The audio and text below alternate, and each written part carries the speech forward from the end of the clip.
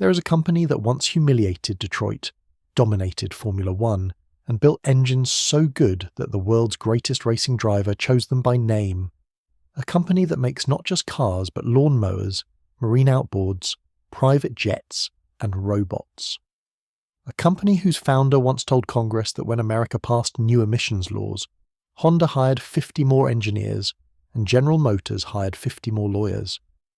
That company just posted its first annual net loss since it went public in 1957, a loss of $2.7 billion, nearly 70 years of unbroken profitability, gone in a single year. On March 12, 2026, Honda did something its shareholders had not witnessed since the company listed on the Tokyo Stock Exchange. It announced the likelihood of an annual net loss. The greatest engine builder in history had been caught completely flat-footed by a world that no longer wants engines. This is not a story about a bad product cycle or a tough quarter.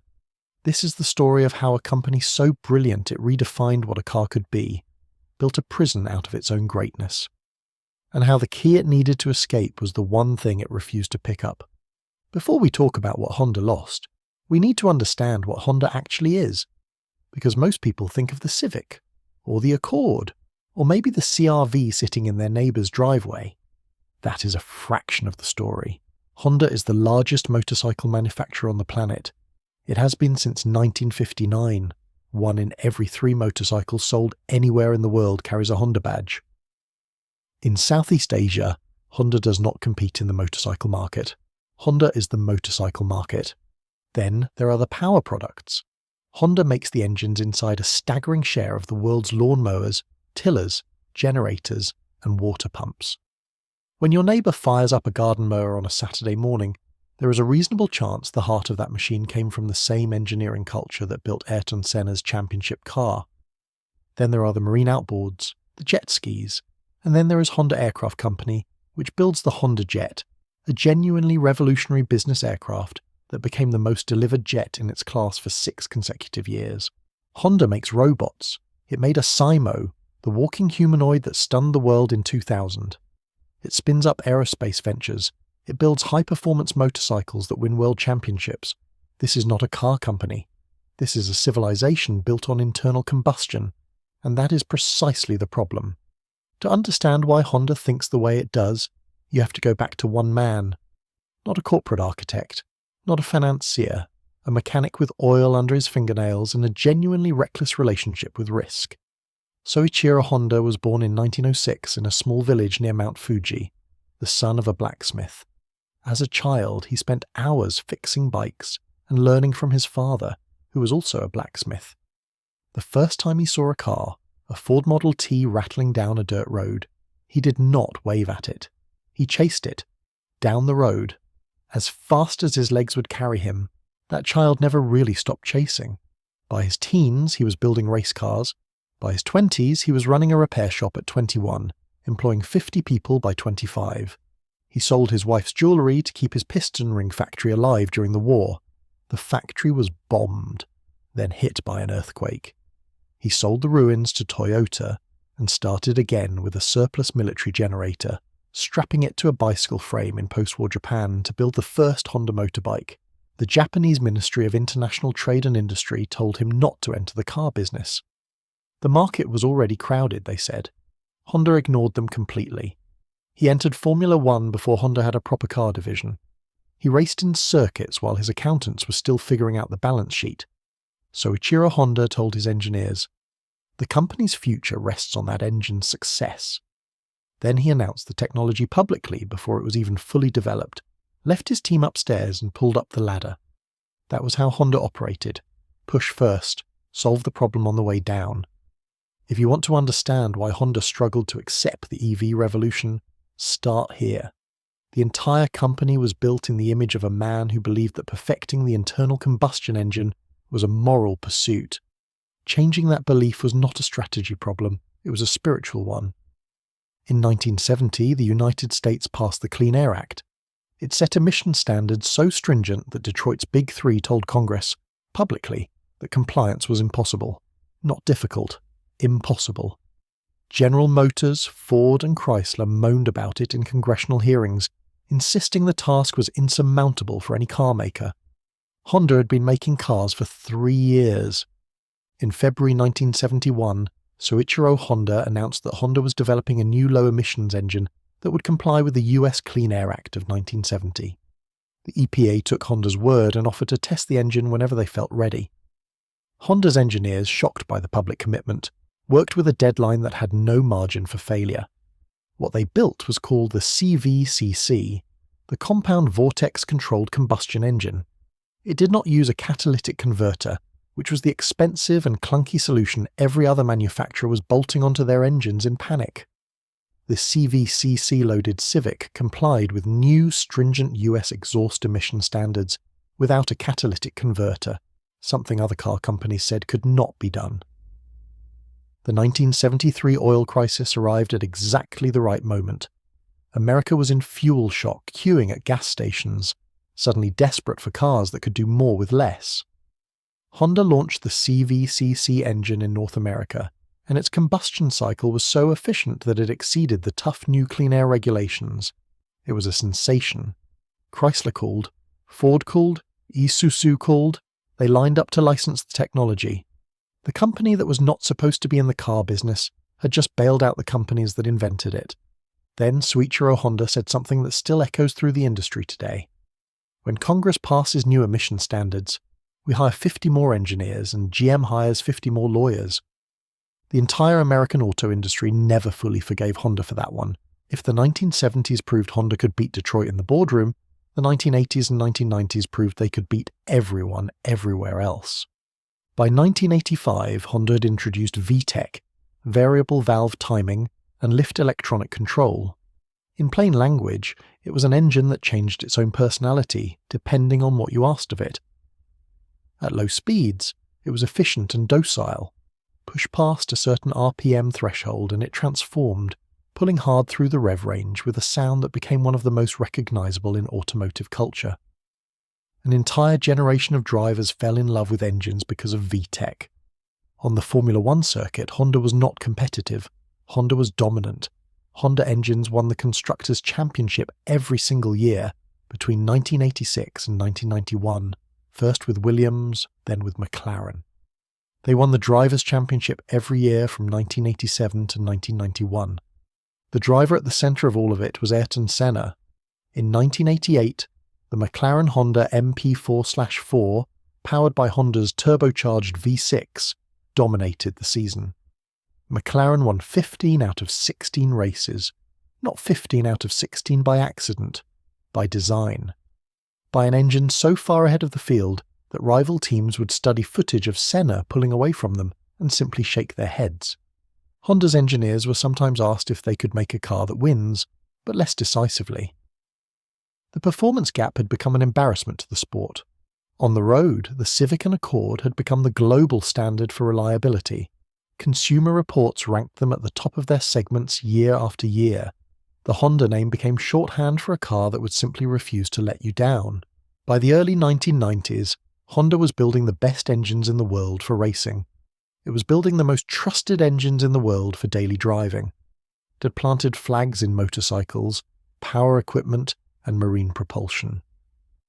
The empire was at its peak. Soichiro Honda died in 1991. The same year Senna won his third championship with a Honda 512, screaming at 14,000 revolutions per minute behind his head.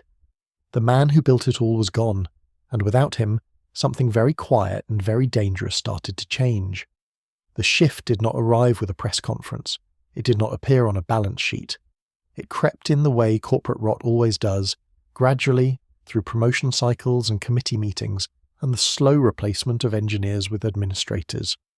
Through the 1990s and into the 2000s, Honda's leadership transitioned from people who lived for the machine to people who lived for the margin.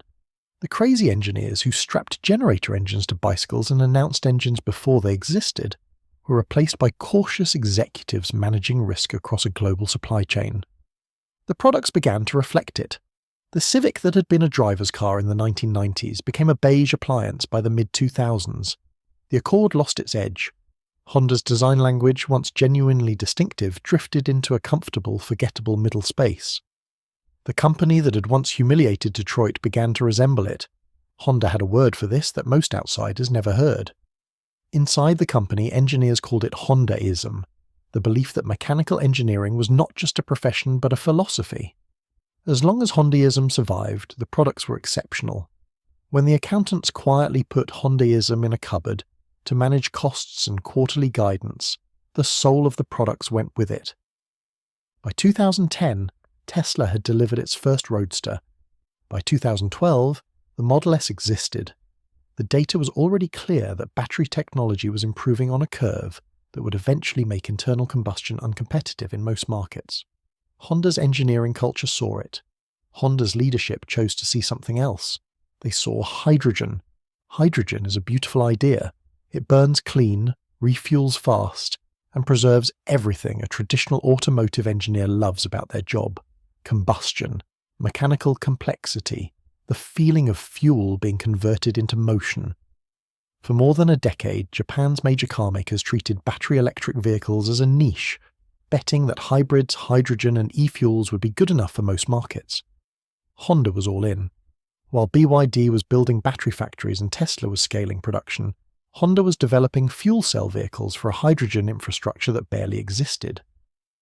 By January 2024, Honda and General Motors had established a dedicated fuel cell production partnership in Michigan, the automotive industry's first of its kind, supplying Honda's CR-VE FCEV. There were roughly 61 hydrogen refueling stations in the United States.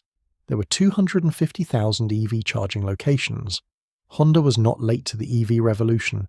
Honda was fighting a different war entirely, convinced that hydrogen was the answer to a question the market had already stopped asking. When the company finally pivoted, it pivoted loudly. Honda unveiled the Zero series at the Consumer Electronics Show in Las Vegas in January 2025, with the confidence of a company certain it understood where the industry was heading. The Honda Zero SUV, the Honda Zero Saloon, elegant, software-defined, genuinely ambitious. 14 months later, Honda cancelled the Honda Zero SUV, the Honda Zero Saloon, and the Acura RSX, disclosing total losses associated with the reassessment of its electrification strategy of up to 2.5 trillion yen, $15.7 billion. The company that once solved an impossible emissions problem in 2 years had failed to build a competitive EV in a decade. China was not just Honda's largest growth market. It was the market where Honda's future was supposed to be written. As recently as 2020, Honda was selling over 1.5 million vehicles per year in China. The Civic was a status symbol. The CR-V commanded a waiting list. Then BYD arrived, not gradually, with force. In China, what customers valued in automobiles shifted from hardware features like fuel efficiency and cabin space to software-based features that could continuously advance according to customer preferences. This intensified competition through the rapid emergence of newer EV manufacturers with short product development cycles and strengths in software-defined vehicle technologies. Honda had spent 30 years building the world's best gas engines. Chinese buyers were now choosing cars based on their touchscreen responsiveness and over-the-air update schedules. Honda did not have a competitive answer to either. In April 2026, Honda's terminal sales in China slumped by 48% in a single month.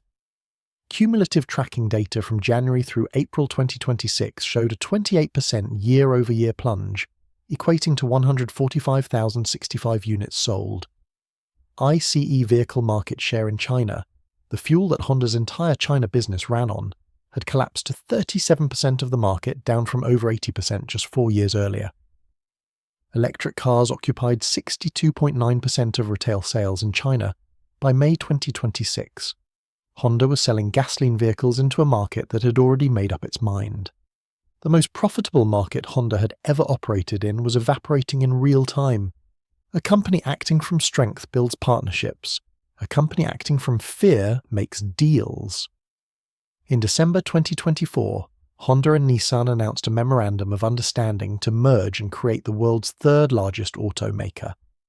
The goal was to combine R&D, electrification, and autonomy efforts to compete with rising EV giants like BYD and Tesla. The combined entity was valued at over $50 billion. It would have been an industrial rescue operation masquerading as a strategic alliance.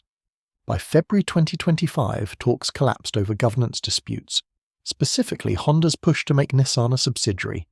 Two companies drowning could not agree on who got to be the captain. Then there was Sony. Honda had formed Sony Honda Mobility, a joint venture to build a software-defined electric vehicle called a feeler. It was supposed to be Honda's answer to Tesla's software culture. Apple CarPlay meets Japanese engineering precision. On March 25, 2026, Sony Honda Mobility announced that it had decided to discontinue the development and launch of a feeler, one and its second model of a feeler vehicles, following Honda's reassessment of its automobile electrification strategy. The hydrogen partnership with GM ended, the Nissan merger collapsed, the Sony EV was cancelled. 3 desperate swings in 3 years, all connecting with Air. Honda reported a net loss of $2.7 billion for the fiscal year ending March 31st, 2026, its first annual loss since becoming a publicly traded company in 1957. Here is what makes this story more than just another corporate autopsy. Honda still makes more engines than any other company on Earth. Its motorcycle business is dominant. Its power products business is profitable.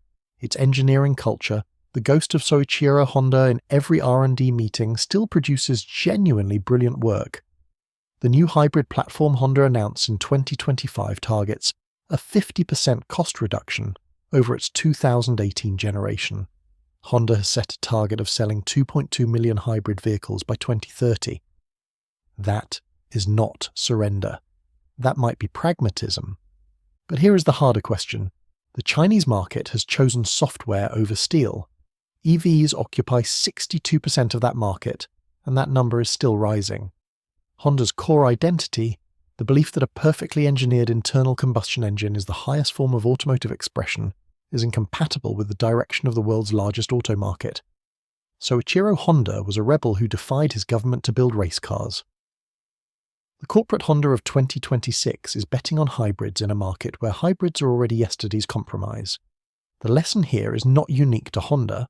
It is the same lesson that has ended every industrial empire that ever existed. The skills that build a throne are not the skills that defend it when the rules change. Detroit learned it from Honda in the 1970s. Kodak learned it from digital. Nokia learned it from smartphones. Now Honda, the company that taught Detroit how to build a better engine, is learning it from BYD. Every other legacy automaker, from Ford to Volkswagen to Toyota, is watching this in real time and asking the same question Honda's engineers are asking themselves right now. Can a company built on the religion of mechanical perfection survive in a world that has stopped worshipping engines? The answer will define the next 20 years of the global auto industry, and nobody, not even Honda, knows it yet. If this story landed for you, subscribe. We cover the collapses that matter, the ones with 70 years of momentum behind them, told with the data and the context that most channels will not give you. The next one is already in production.